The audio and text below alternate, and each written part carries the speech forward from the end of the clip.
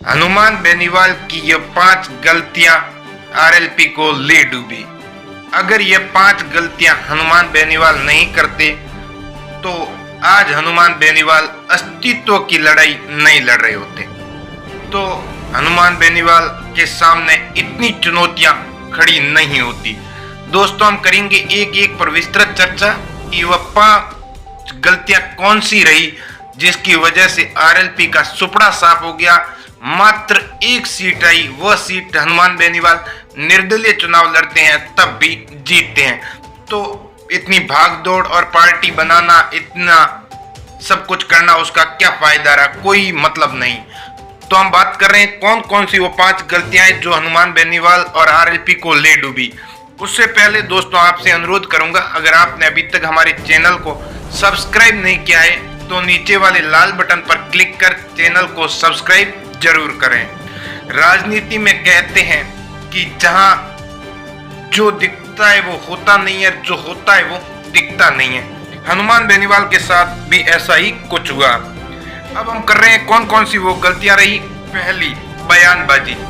हनुमान बेनीवाल की सबसे बड़ी यह गलती रही कि उनकी जो बयानबाजी थी जाट समाज के दिग्गज नेताओं पर, वह उन्हें ले डूबी, क्योंकि उनका जो मुख्य वोट बैंक था जाट समाज, वह उनके खिलाफ हो गया। क्योंकि जाट समाज के जो दिग्गज जाट घराने हैं, हनुमान बेनीवाल ने उन्हें टारगेट किया। तो उनके समर्थकों ने और उन नेताओं ने हनुमान बेनीवाल को टारगेट करना शुरू किया।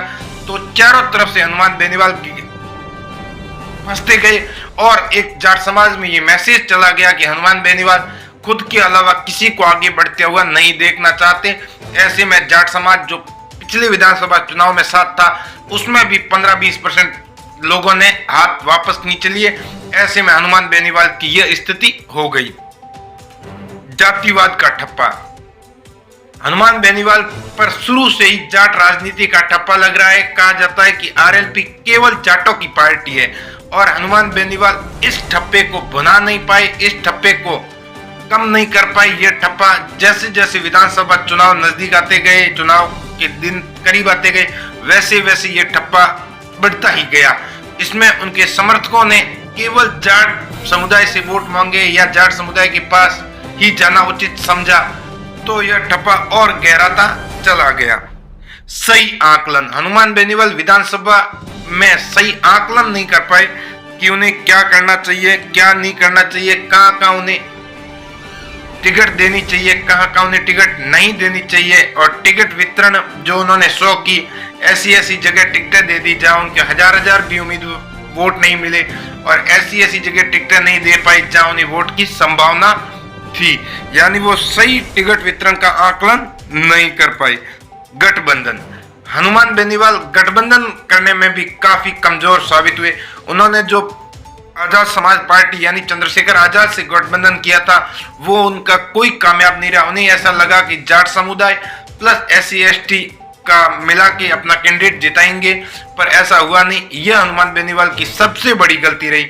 इस जगह अगर वह कांग्रेस के साथ गठबंधन करते तो आज सत्ता के भागीदार होते, कांग्रेस भी सत्ता में होती। पर यह सबसे बड़ी गलती होगी। हनुमान बेनीवाल को लोकसभा चुनाव में इन गलतियों पर सबक भी लेना होगा। दूसरा, बाहरी नेताओं को टिकट यानी टिकट वितरण। टिकट वितरण भी हनुमान बेनीवाल ने बहुत गलत किया। जो पार्टी के पुराने नेता थे वह हनुमान बेनीवाल का साथ छोड़ के चले जाते रहे। कई नेता ऐसे भी थे जो साथ रहे पर उन्हें टिकट नहीं दिया। टिकट उन्होंने भाजपा कांग्रेस छोड़कर आई हुई नेताओं को दिया। तो ऐसे में जो वहां पहले से जमे हुए थे, जिन्होंने आरएलपी समर्थकों के बीच अपनी पेट बढ़ाई थी, वो खुद को ठगा महसूस करने लगे और वो भाजपा कांग्रेस में जाते रहे।